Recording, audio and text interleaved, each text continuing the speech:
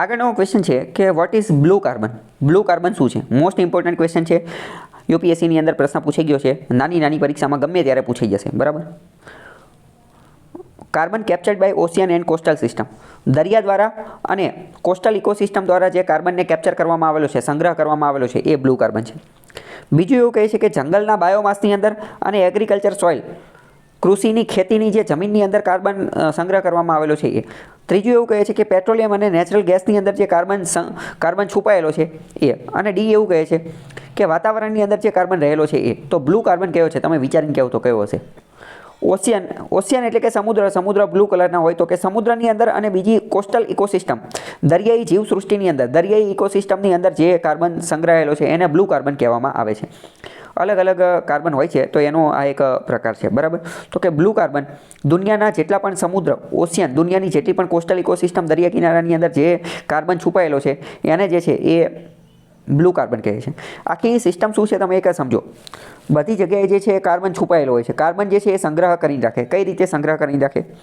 તો મતલબ કે જો સમુદ્રની અંદર સી ગ્રાસ આવેલું હોય, સમુદ્રી ઘાસ આવેલું હોય, મેંગ્રોવના જંગલો આવેલા હોય, સોલ્ટ માર્સીસ આવેલા હોય.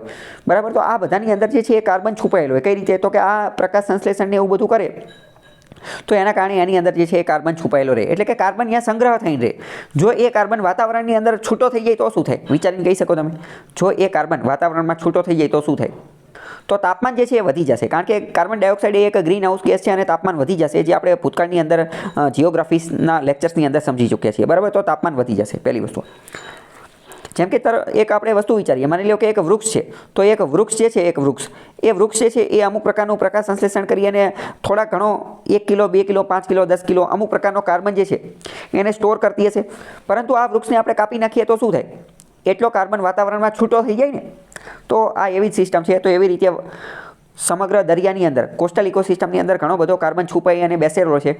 એને બ્લુ કાર્બન કહે છે. આની માટેનું નામ આપેલું છે કાર્બન સિંક. સિંકનો મતલબ શું થાય? કે અહીંયા બધો કાર્બન સંગ્રહ થઈને બેસેલો છે. કાર્બન સિંક છે. Carbon sink. આવી જ રીતે જંગલની અંદર પણ આવી જ રીતે કાર્બન છુપાઈ અને બેસેલો છે. બરાબર. તો કાર્બન સિંક તરીકે વર્ક કરે છે. તો 2-3 કીવર્ડ તમને એક તો ખબર હોવા જોઈએ. એક તો કાર્બન સિંક અને બીજું કાર્બન સિક્વન્સ્ટ્રેશન. કાર્બન સિક્વન્સ્ટ્રેશનનો મતલબ પણ એ જ થાય કે કાર્બન થયેલો છે અહીંયા એકઠા, અથવા કાર્બન કેપ્ચર થયેલો છે એવું પણ કહી શકાય. બરાબર. પ્રશ્ન થાય કે બ્લુ કાર્બન અત્યંત મહત્વનો છે. શા માટે? એનું મેઇન કારણ એ છે, પહેલાં તો વધુ કાર્બન ક્યાં એકઠા થયેલો છે? તો કે તો ફોરેસ્ટમાં જ એકઠા થયેલો છે વધુ તો. પરંતુ કોસ્ટલ, દરિયા કિનારાની અંદર જે કાર્બન એકઠા થયેલો છે, કાર્બન સિંક તરીકે કાર્બન સિક્વન્સ્ટ્રેશન થયેલું છે, એ અત્યંત મહત્વનું છે. એ સાઇઝની અંદર નાનું છે પણ મહત્વનું એટલા માટે છે કારણ કે અહીંયા જે કાર્બન જે સિક્વન્સ્ટ્રેટ થાય છે એ ફાસ્ટર રેટ, ખૂબ જ ઝડપથી થાય છે અને ઘણા બધા વર્ષો સુધી એ એમાં રહેલો હોય છે. કારણ કે જંગલને તો આપણે હાલતા ચાલતા કાપી નાખીએ છીએ, જ્યારે અહીંયા લાંબા ગાળા સુધી આ રહેલો હોય છે. બરાબર. ચલો હવે હું તમને એક બીજી વાત સાથે કહી દઉં. આપણે આખી વસ્તુ જોઈ તો હવે તમને 2-3 કીવર્ડ ખબર પડી ગયા છે કે કાર્બન સિક્વન્સ્ટ્રેશન, કાર્બન સિંક.